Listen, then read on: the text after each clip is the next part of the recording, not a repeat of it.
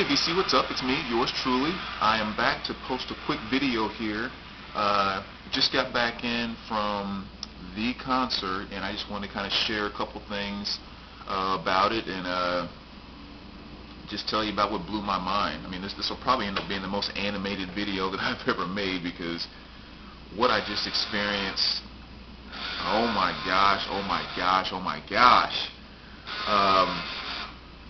I was like, when I left the concert, I texted my girlfriend, 'cause I was pretty pumped up about everything, and I guess she was tired or whatever, so didn't really respond, or said she was dozing off and tired. So I thought, well, I got to talk to somebody about this right now. So I figured I'll come home and talk to the VC about it. But of course, Motley Crue opened for him, and here's what I'm gonna do. Let me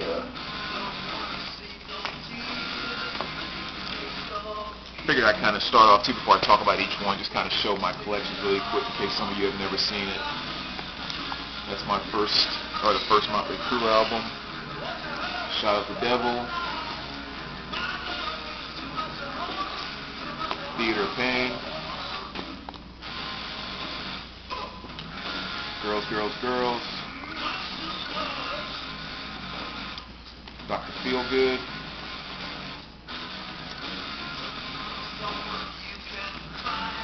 Saints of Los Angeles, and their greatest hits. Really good 2 LP set. A lot of your good old core crew on here. But anyway, Motley Crue, I mean, of course the catalog of work that they have to choose from to put together a set automatically means any concert they do is going to be fantastic. So I'm not even talking about the music yet. One of the overwhelming things I remember thinking about Motley Crue was, or with that particular show, they clearly knew who was coming on after them. I mean, it was just very clear that they knew the type of show and stage show that KISS puts on, and they were like, we have to make sure that we are on par. And I'd be damned if they didn't. I mean, their stage show was incredible. I mean, I know you always get very pumped when, like, after you see a band, and like your energy and your love and everything for them is kind of like at its peak, which I've talked about, like when I saw Kitty and Van Halen and the Melvins and Corrosion of Conformity and Metallica and on and on. But without question, I have never been so pumped up about the experience, or I should say of what I just experienced, as I've been with KISS and Motley Crue. But I was saying about Motley Crue and their stage show, first thing that was really cool, they came into the amphitheater from the side and walked through the crowd. They had like these, of course, hot girls, and a couple guys dressed in some weird things carrying these big flags that said NC on them, and all 4 of them just kind of marched in like a parade to the side of the stage and then went up. So that was kind of cool in and of itself.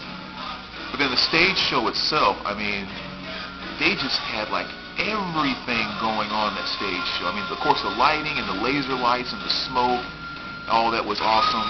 I think they used more pyro than KISS did. Everything from like, Nicky had flames shooting out of the end of his bass. What else was going on? Nicky had this really cool microphone that it hung from the ceiling on this really weird metal bar that kind of went like this, and it was like hanging up. He could actually like move it around the stage and everything. So it was really, really cool. They had like these big industrial fans going on, and these almost like what looked like big machine guns set up on different areas of the stage, where their road crew was all dressed up in these red, almost like industrial outfits, and they were like running around and shooting water and flames and everything out of these guns that were mounted all around the stage. What else? Oh, there was a girl off to the side doing sign language for the hearing impaired, but she was like over there like headbanging and dancing, just like totally going off on the music like a Crue girl would, but she's signing the whole thing at the same time. And then with Tommy's drum set, you guys have seen, obviously been to an amusement park and you've seen like a loop on a roller coaster. Well, imagine that loop just being one circle. Like, you know, it's not offset, so the coaster can keep going. It's like one circle. His drum set is sitting on the middle of that circle, so of course he straps himself in and when he's doing his drum solo, and it starts like rocking back and forth like this, and then it ends up going like up all the way around the circle. It's just like he's up, you know, upside down, he's on the side. And then they pick a fan out of the crowd, where there's a second chair they built to it, and they strap her in with him, and now they're both like going up and down and around, and it was just the coolest thing in the world. And you add in the light show and everything else that was accompanied with it, you're just like, oh my gosh. I mean, and even with that, you have to keep in mind, it was easy to forget, wait a second, this isn't over. Kiss is coming up next. And you felt almost just like exhausted emotionally after Crew left the stage. But then Kiss came along, and let me show you that collection really quick too before I start talking about them. It's the first album, Hotter Than Hell. I try to go through these kind of quick. Dress to Kill.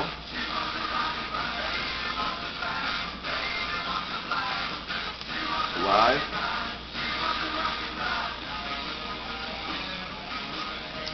Destroyer.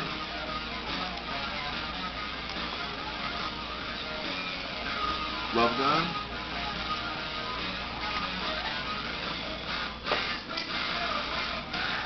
Alive 2.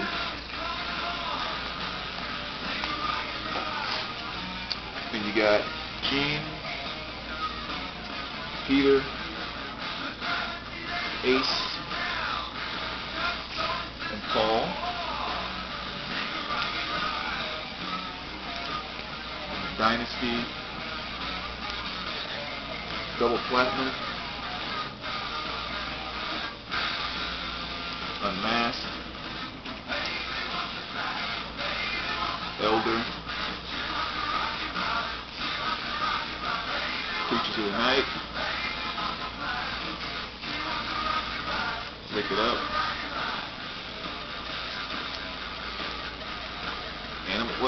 Animalize, Asylum, Crazy Nights, and Smash and Crashes and Hits. So that's my Kiss vinyl collection, but it was freaking Kiss. I mean, there's no other way to put it. It was almost surreal. Of course, you know, they had full makeup, all gear, which was freaking awesome. And it was so funny too, because we're sitting there, and, you know, they put up this huge Kiss banner when they're changing the stage around and everything. It just says Kiss on it. And I thought it was kind of cool that people were taking so many pictures of 8-track making a little noise there. Let's swap in for Destroyer. People were taking tons of pictures of just the banner that was hanging up. And of course, being the capitalist that they are, I thought it was kind of funny that in the intermission while they were changing sets, you know, there were Kiss advertisements on the screen, and, you know, text so-and-so to Kiss and get exclusive deals, and regular charges may apply, and Kiss Cruise too. But it's like they're even advertising to sell crap during the intermission. But anyway, so the lights go out, and this guy is in the back, and it's so funny because he goes, "If they don't say you one of the best, you got the best, I'm leaving right fucking now." He's like going off about him wanting to say, because it didn't seem like they were. It was just like lights and music, and then it freaking happened. You know, all right, St. Louis, and the crowd just went freaking crazy. And it was, you know, you wanted the best, you got the best, the hottest band in the world, Kiss. And then, of course, a big explosion takes place, and freaking Detroit Rock City kicks in. Oh my gosh. Dude, I'm goosebumping like a madman right now. Freaking Detroit Rock City kicks in, and these guys come down out of the ceiling on this big platform, flames are busting, you know, pyro is flying, and you're just like, oh my gosh. So they come down to Detroit Rock City, and their stage show was really cool too, because most of the time the lights were kept very red and white, so it had like a very retro feel to it. It wasn't like every single new technology that they could use to make, I guess, a more up-to-date, if you will, stage show. Even with the big screen they had in the back, which was like the entire size of the stage, a lot of the stuff they did, especially early on in the show, was like cheesy old graphics, where, you know, like they used to have a graphic where you have like a person on the screen and all of a sudden it'd be like 8 or 9 of his images trailing behind him, you know, that type of effect. I don't know what it's called, but there was like a lot of that was going on. They did a lot of black and white with the video that was on behind them, so it was like it's like new but yet still very retro. And for the longest time, that big screen, again the size of the stage, just had KISS written in the white lights. You know, nothing fancy going on. And like, you know, the lights flashing like they did back in the old days with the old stage technology, and which of course is just fitting because it's KISS up there with makeup on. But so I got like 3 or 4 minutes left on my camera here, but what else would I say that was amazing besides, you know, just the music? I mean, okay, of course, Gene spitting the fire, which was awesome, but the Demon with the bass solo, the blood, the flying up to the rooftop, you know, right before they went into, I think Deuce is what they played, and that was freaking cool too. You're like, listen, the Demon flying, like oh my god. What else? Oh, Paul did the, you know, where he got on the rope and it took him out to this platform that he didn't even see was set up like way out in the crowd.